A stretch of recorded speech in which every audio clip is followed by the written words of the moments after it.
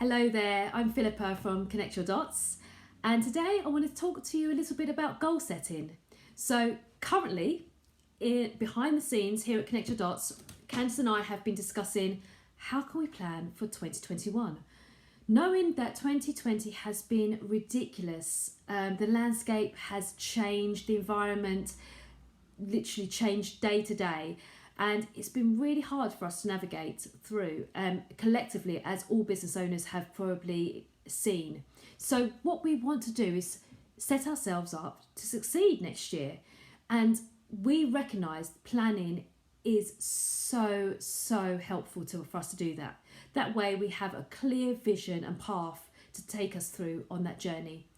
We're not saying that you won't need to pivot and you may have to adapt, but ultimately if we set ourselves up personally and professionally, have a clear aspiration, then we should be in a good place. So number one is take some time out. So taking some time out enables you to really truly build your vision. What are your aspirations? What do you want to achieve, both short term and long term? And we always suggest looking at it from maybe a 2 to 10 year vision. So this could be, depending on how you operate, it might be a bunch of bullet points, it might be a Word doc, or you might want to see how you create a visionary board. So however you want to do it, create something that you can aspire to. It says this is you, something that talks to all your ambitions and your desires and what you want to achieve. Now at this point in time, it doesn't matter what order, it can just be a page of stuff, but ultimately it's stuff that you just want to do and achieve, whether it's personally, professionally. So for instance, part of my vision for ourselves from a personal perspective is to have more freedom, to do the things that free us up so that we have more joy. We can do the things that we really care about, but at the same time we have a business purpose, and that is to reach out to business owners and truly help them, see them succeed and see them grow. Now there'll be steps within that we will want to achieve. What does that look like to us? What does that look like to our customers?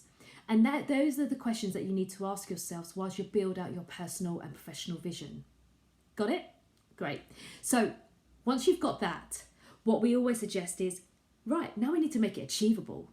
So this is about thinking about the things that you really want to achieve in the first maybe 1 to 2 years. Okay, so of that stuff that you've built out, what are the things that you really want to build in and set goals behind? Because the stuff in the future is lovely. It gives you a direction and a purpose and and ambition. But the stuff that you want to do in the next 1 to 2 years is the stuff that you're going to start working on almost immediately. So work out what those things look like.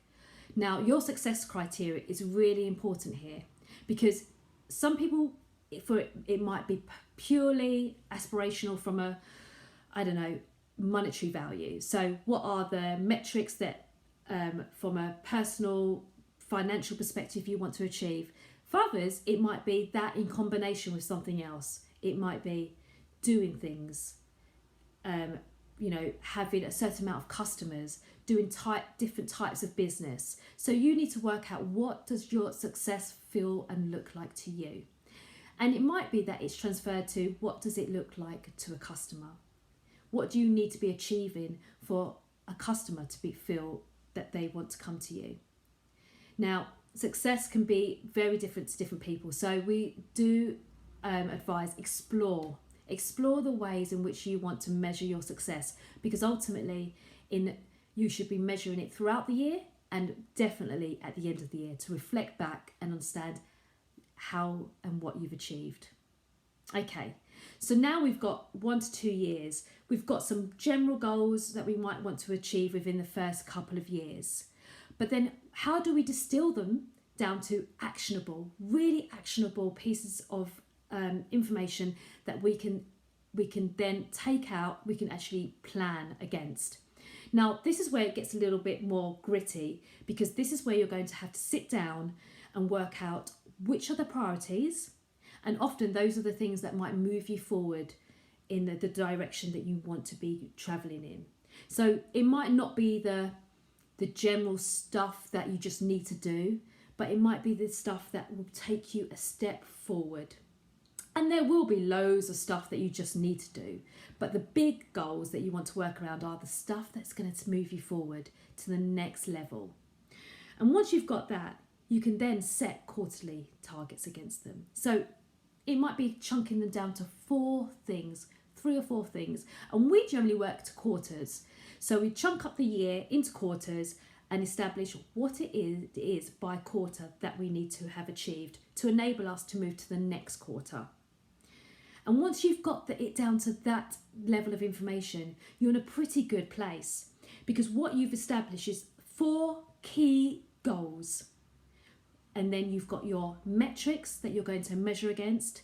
And then within each 4 key goal, you can then dilute it down to individually what it is you need to do.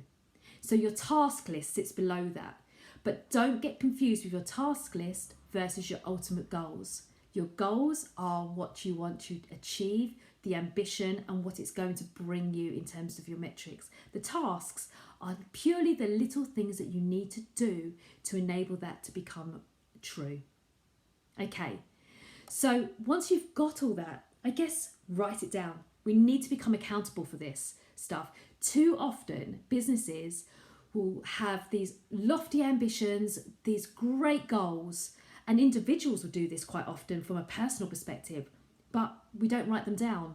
New Year's resolutions are renowned for this because no one's writing it down, no one's really committing to it, and no one's telling anybody else really what they're intended to do. One, if you tell someone, you're probably more likely to stick with it.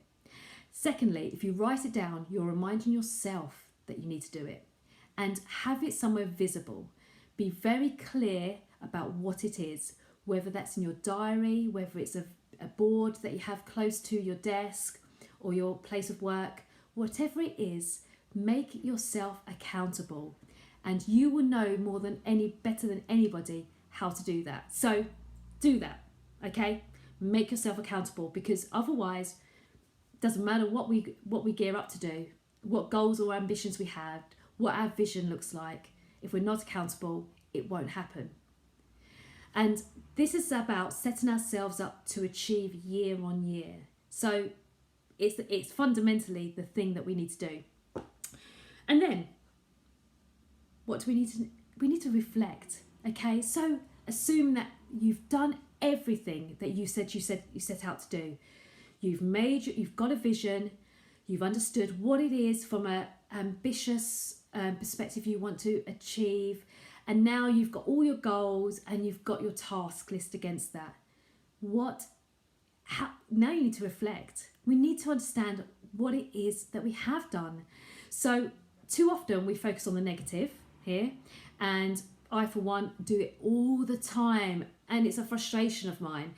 What we do generally say is always look at what you have achieved. I guarantee even in this year you've achieved so much more than you thought you would have, and whatever you haven't achieved you can still do it. The year doesn't end, and it doesn't mean that you can't take it forward, but just recognizing about why it wasn't that you didn't achieve, why you didn't achieve something, and what it is that you want to take forward.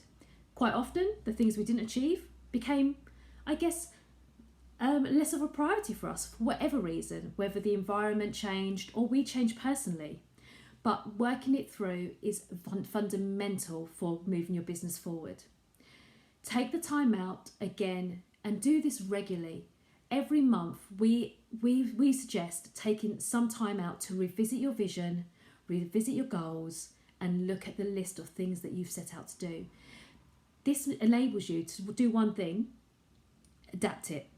So we've known 2020, everything you probably set out wasn't quite achievable because we knew the landscape was changing, and everything we planned to do may have had to be adapted in some form. So do this on a regular basis. Assume that nothing will stand still. And if you do this on a monthly or quarterly review, you can revisit your vision, ensure you're traveling in the right direction, and get those learnings.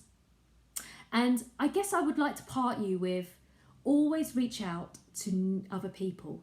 So different perspectives on the things that you're trying to navigate through are so useful. Now, this works because not only does it help you overcome some of the things you're trying to work through or you're trying to set goals against, but also it enables you to open yourselves up to new opportunities. And never before have we been open to such level of communication, connecting to others. So a different perspective is so useful when you need to navigate yourself through. And we've talked about who your 5 key or core network of supporters should be. So if you haven't had a look at that, Candice did a video a couple of months back where she talked through who those types of people could be in your world. And whether you want to name them or not, just having someone to give you a different perspective and a useful perspective is so useful. And I'll leave it with there. I guess what we do have is some really useful tools should you need to. So reach out and we're happy to provide. And we'd love to know how you're planning your 2021 and what aspirations and ambitions you have and what your vision is for 2021 and the years beyond, because we need to set ourselves up to succeed beyond 1 year. So do this with us, and we'd love to have some feedback and comments on how it's all going. But until then, happy Christmas and have a pleasant and goal-setting 2021. All the best.